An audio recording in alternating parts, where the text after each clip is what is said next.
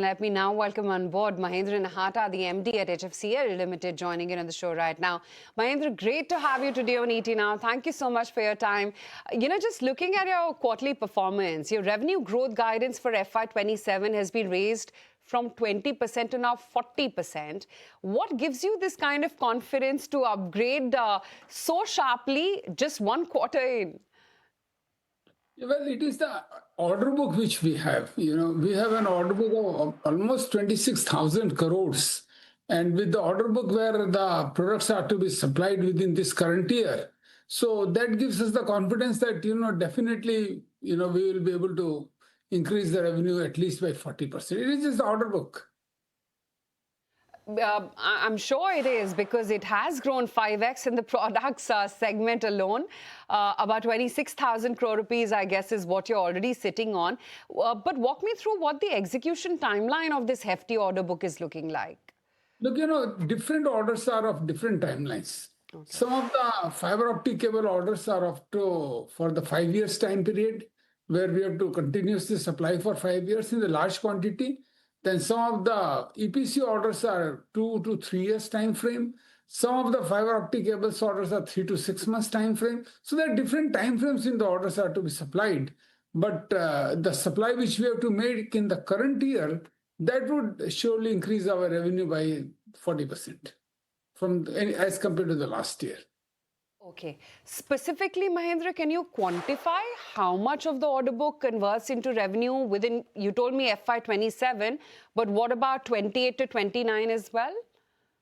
Well, I don't want to give any guidance on 28, 29, but yes, definitely, this should be not less than what we would be doing this year. How much more, I wouldn't like to guess at this point of time. Mr. Nata, hi, morning, Sajid here.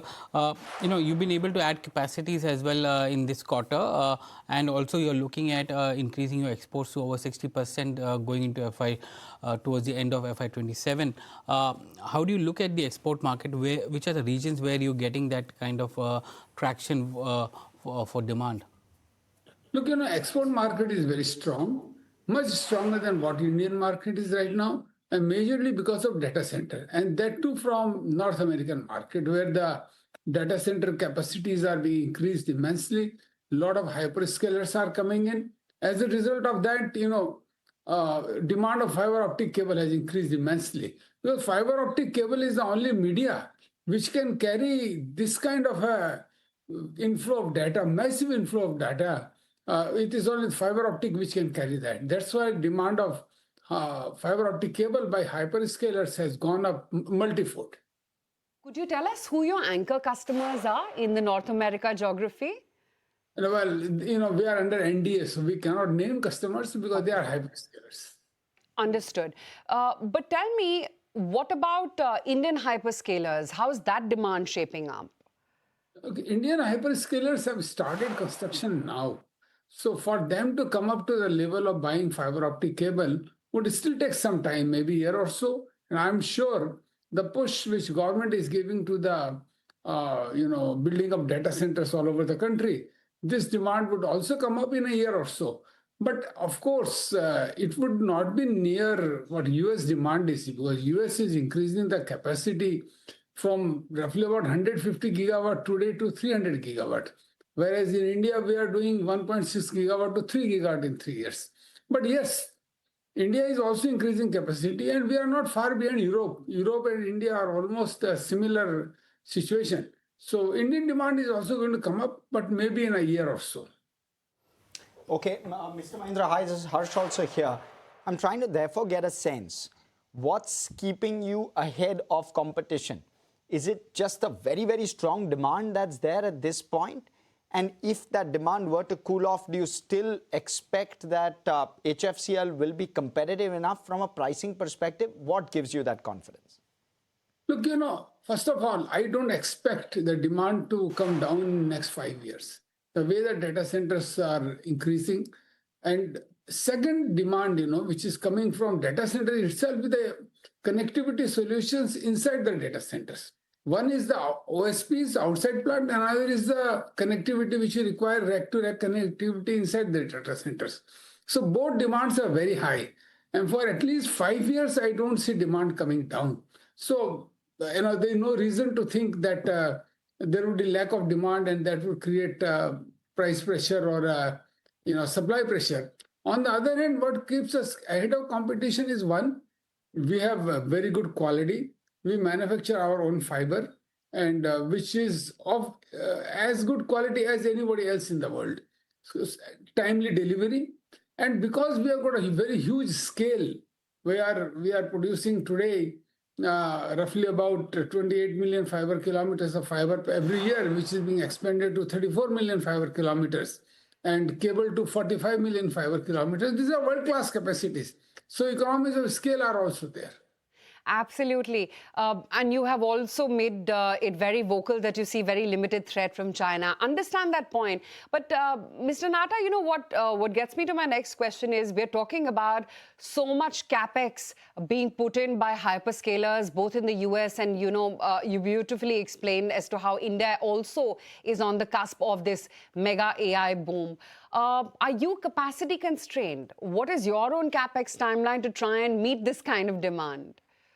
Well, we are going to spend about, we have already budgeted about 11 or 1200 crores of this capacity expansion program, which includes increased capacity to manufacture fiber, increased capacity to manufacture cable, data center interconnect solutions, and the highest amount of money is being spent on further backward integration, which is going to manufacture preform, which is the basic raw material for fiber.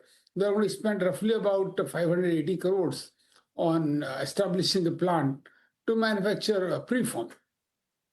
Nata, one of the emerging opportunities is also the subsea cable, and we are seeing two landing sites coming up in India over the next 3 to 4 years. Is that a big opportunity, and do you have that technology to supply that subsea cable, which is also a high margin opportunity? Look, the only cable we don't manufacture is the subsea cable. We manufacture every other kind of cable but the subsea cable, because that's compared to the other fiber optic cable market, that's still a limited market and maybe monopolized by 2 or 3 manufacturers. But we don't see that great an opportunity in subsea cable as we see opportunity in telecom cables or data center cables.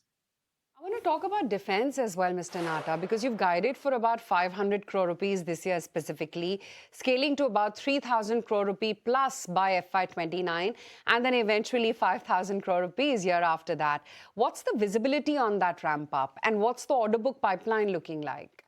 Look, we have participated in various tenders where we have, in our opinion, good positioning and we should be able to get reasonably good orders. Then we are also announced one acquisition in the aerospace business. That business already has a order book of more than 2,000 crores. So that order book, partially of which is going to be executed in the current year, and also our own order book of tactical cables, thermal weapon sights, and then more expected orders out of the tenders we have participated. We believe that 500 crores should be able to be achieved easily. Then new products are going to be started for manufacturing, like ammunition. We are going to participate in a large tender for multi-mode hand grenades in our new ammunition facility, which is being built in Andhra Pradesh, and so on and so forth, like the radars, thermal weapon sights. We have participated in the tender for upgradation of BMP-2 armored fighter vehicle, which is already submitted for evaluation to government. So on and so forth. There are multiple products which we are in. A lot of them are indigenously designed.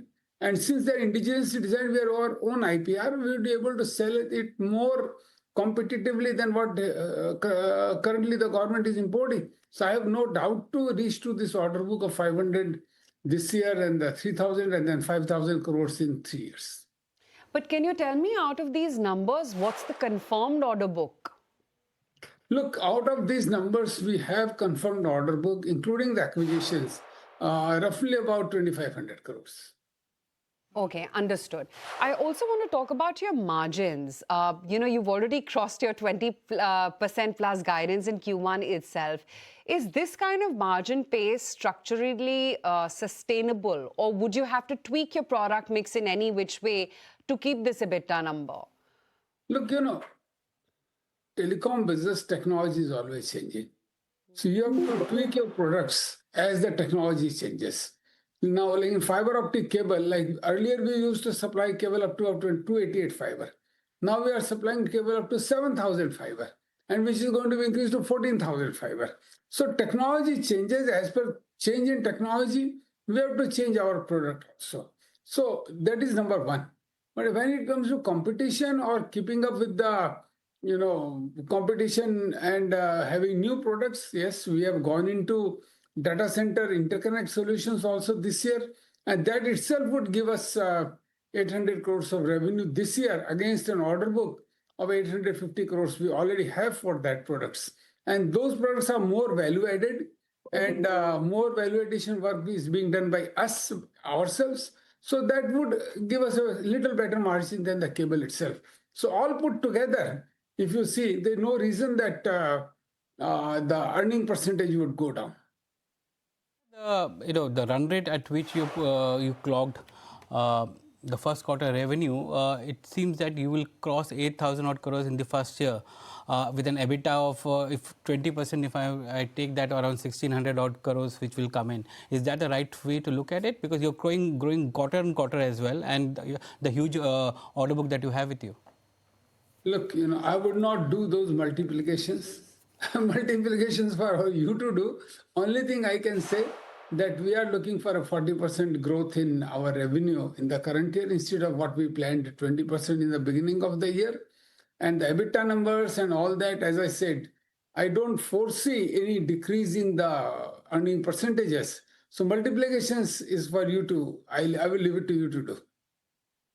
Absolutely. Mr. Nahata, great to have you today on ET Now. Thank you so much for your time. Thank you. Thank you very much. Thank you for inviting me. Thanks a lot. Thank you.